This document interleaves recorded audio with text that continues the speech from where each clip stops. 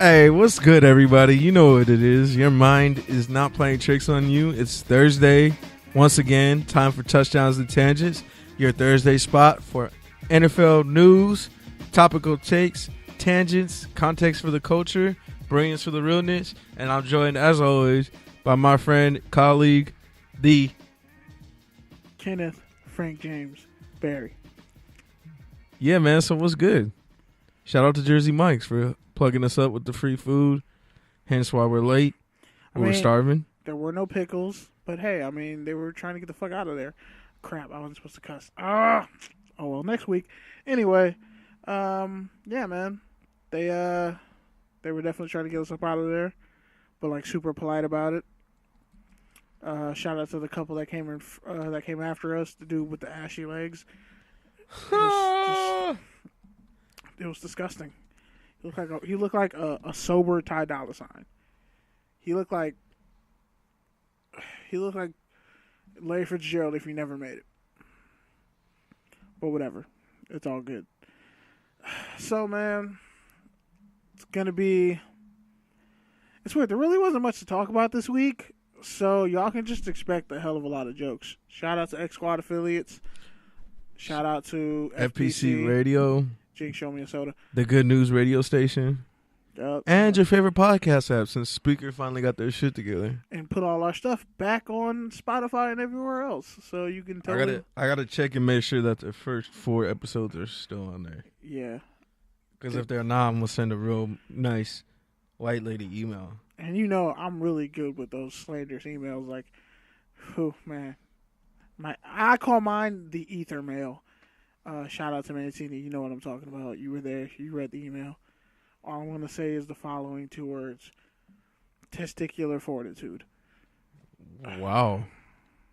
Bruh. Guess we're out here making inside jokes. It was the most disrespectful, but like, it was like, honestly, that email I sent to a certain someone who used to be an editor-in-chief at a certain paper at a certain school. Like, that email was literally seen as... It was better than ether, as far as I'm concerned. But y'all never actually read it. So, it's all good. But, shout out to us for being here another week. Christmas is almost here. I actually will not be here next week. I'm going out of town to visit my grandma in Oakland. So, you know, time business. And shout out to me for being a good grandson.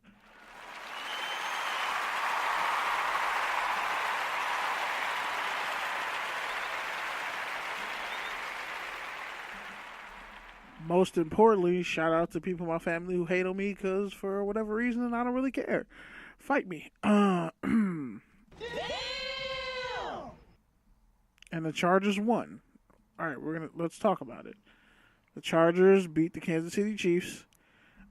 Pete's still angry that, you know, they took Colton Miller in the first round when they probably could have got him in the second round.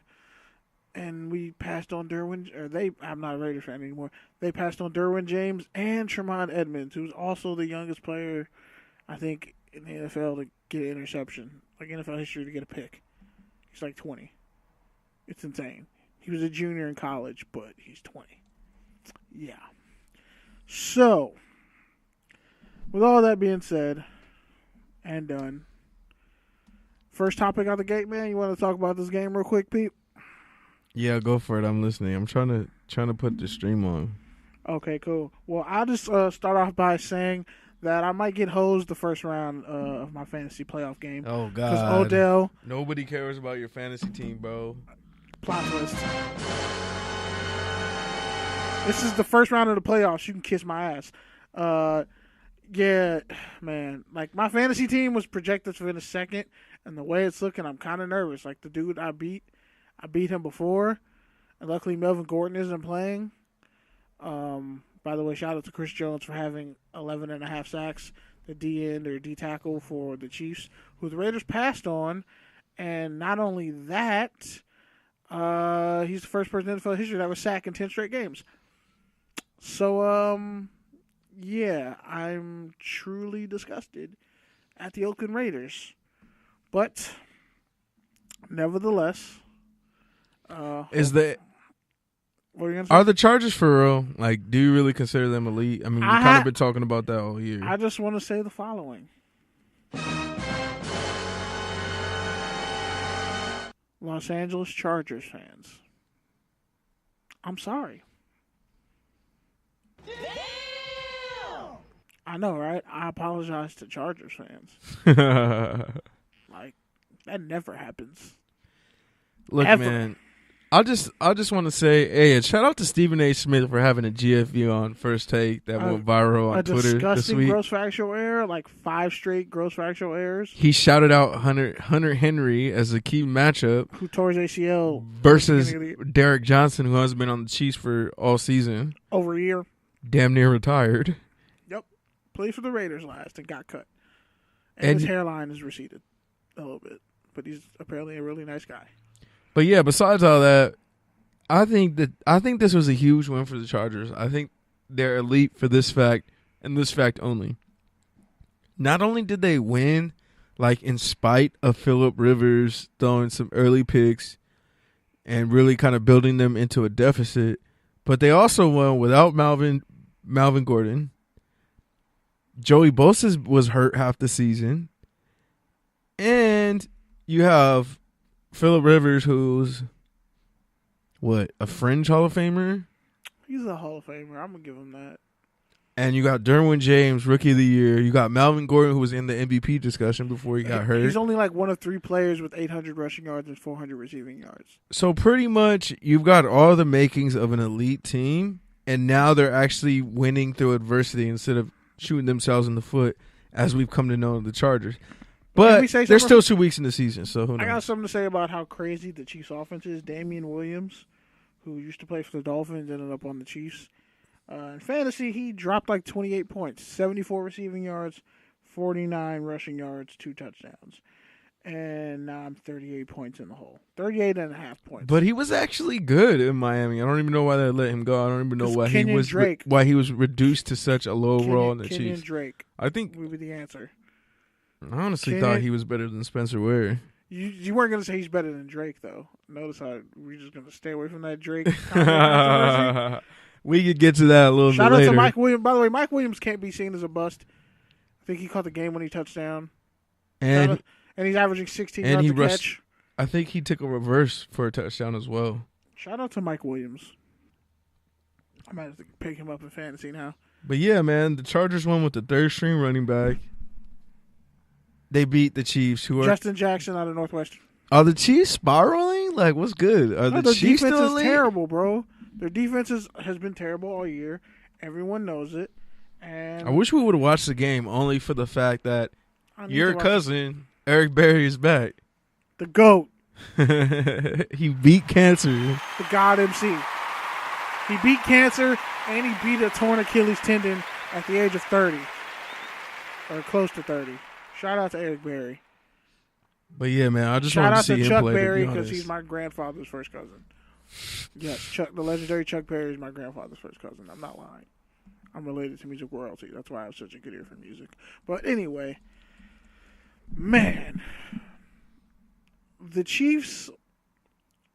Oh my God, the Spurs beat the Clippers 125-87. Oh man, shout out to courtside. And honestly, I don't know. By the way, just a quick side note. I don't know what y'all going to do if they do get Trevor Ariza. Ingram's going to be pissed and might want to trade. Y'all can't keep building this team up the way y'all doing and thinking, the guy who's supposed to be a star isn't going to want to be Fuck here. the Lakers. That's all I got to say. Oh, wow. Shout out to Courtside Radio. All right, now that we've whitewashed that moment, back to your regularly scheduled programming. Mahomes, that offense is going to do what it does. And if you give them the ball last, they'll score on you. But realistically, they're going to come across the defense. The Ravens, I feel like, gave them their best bet. The Chargers have a fast, athletic defense that's really versatile and can do a lot. Uchenna Nwosu, rookie linebacker out of USC, has been really good this year. But that's what happens when you build through the draft and you take the best player available. I think even besides build your roster up with you. Even besides that, and create talent and competition. even beyond that, I think it's about just having a plan for development. Oh, and Derwin James It's one thing to find talent. It's another thing to actually develop that talent into its best self. Like, you can have all the best players available you want, but if they don't fit collectively together, they're not going to last in the league, number one, and you're not going to win, number two. Or you're going to pull a Seattle Seahawks, but we'll get to that later.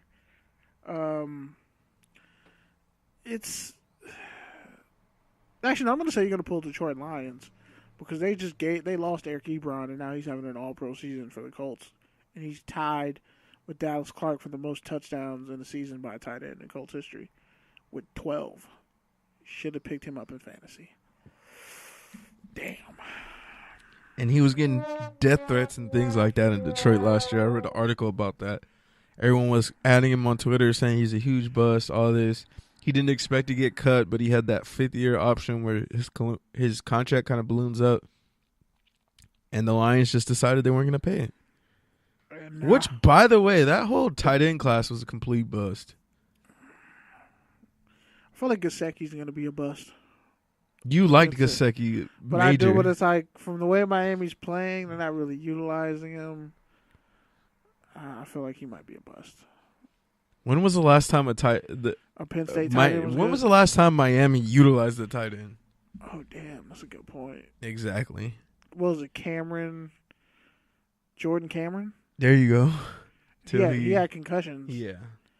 And then before that, you could say not Justin Peel or Anthony Fasano or Randy. Oh, man, he ended up playing for the Chargers.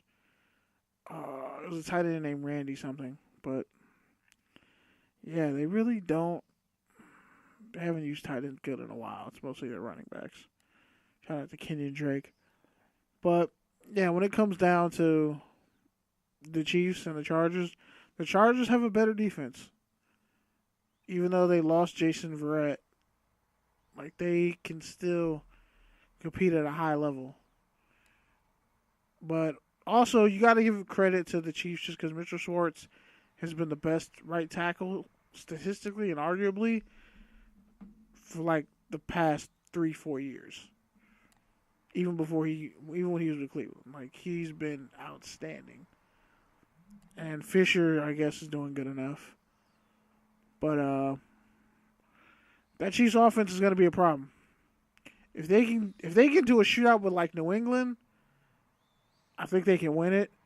But if they end up playing a really good defensive team, like if the Ravens somehow get in the playoffs, it might be a problem for them.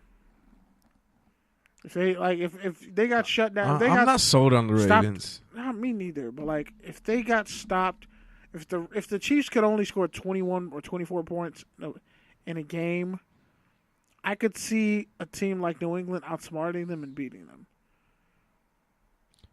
All right, man. So keeping in the AFC West, big topic of the week, big topic on this podcast for really the duration of the podcast.